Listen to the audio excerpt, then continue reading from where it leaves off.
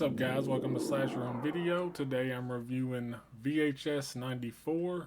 I'm doing something a little different today. I'm going to review the movie as well as the Blu-ray release. So this is the fourth installment of a anthology series that kind of blends that subgenre with found footage. It's basically made up of 5 segments. The first one is a wraparound. Basically, these usually connect with the other movies. In this case, it is a SWAT team infiltrating a warehouse. The first actual segment is about a local news journalist who is going into the sewer with her cameraman to invest a local urban legend about a rat man. The second is about a girl on her first day at her job at a funeral home where she is left alone at night to hold a wake for a guy who recently died under mysterious circumstances. The third is about a mad doctor type of guy who is basically trying to blend humans with technology to create monsters. And the third one is about a local militia who is about to launch a terrorist attack, and they're using a supernatural weapon. That's basically the best way I can think to describe these 5 segments without spoiling anything. And if you're familiar with the VHS franchise,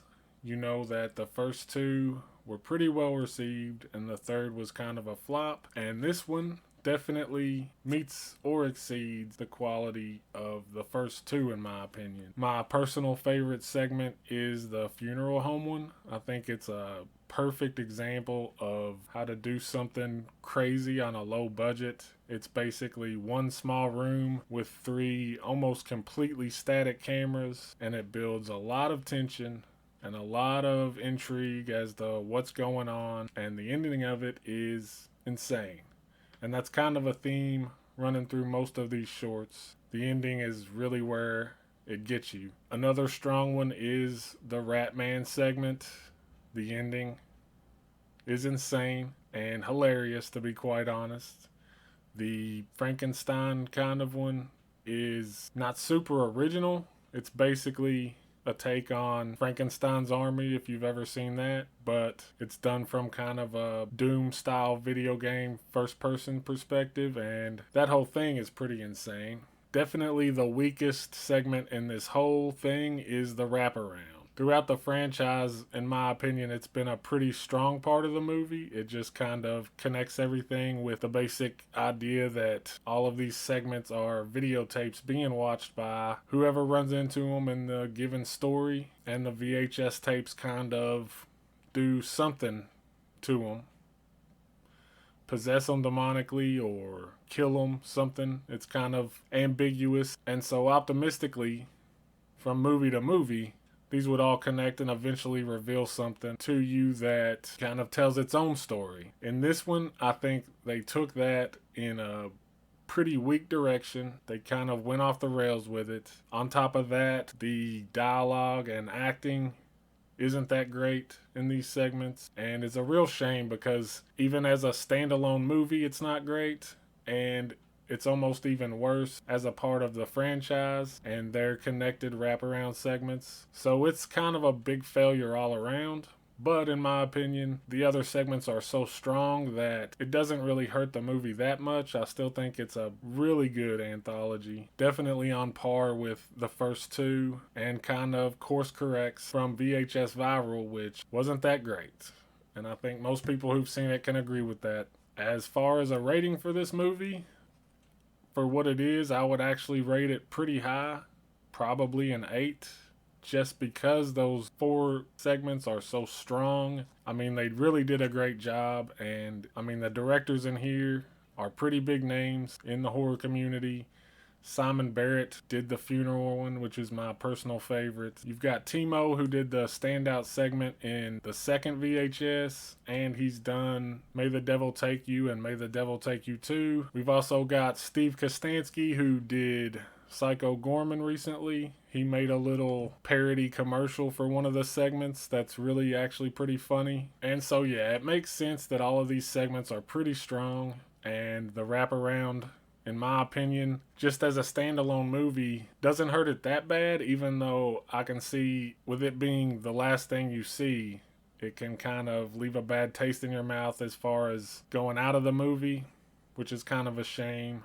But if you're the kind of person who can watch an anthology and take each segment on their own merits, this is a pretty great anthology. As far as the actual Blu-ray goes, I mean, this is a kind of budget release. It's $16. You get a nice slipcover. It's actually embossed. You've got a behind the scenes, a Comic-Con panel interview, a filmmaker commentary, deleted scenes, 2 special effects featurettes, the full-length commercial that Steve Kasansky made, and behind the scenes images. So a lot of special features. Just between the behind the scenes and the Comic-Con panel, it's about 55 minutes. I'm going to go out on a limb and guess if you added everything else, it's probably about an hour and a half or more of special features. I watched a lot of them. The Simon Barrett commentary is really entertaining.